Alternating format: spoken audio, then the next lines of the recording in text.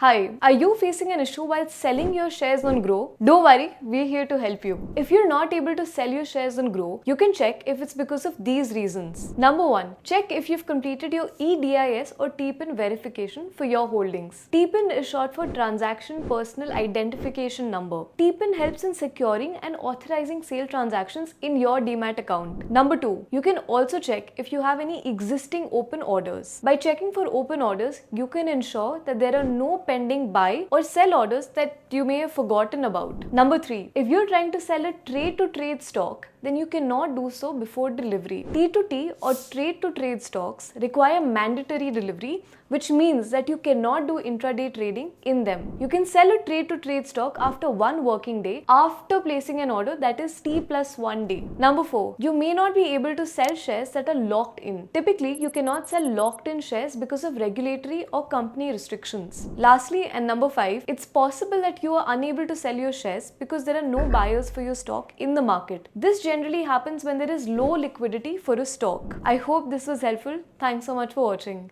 Investment in securities market are subject to market risks. Read all the related documents carefully before investing. Please read the risk disclosure documents carefully before investing in equity shares, derivatives, mutual fund, and or other instruments traded on the stock exchanges.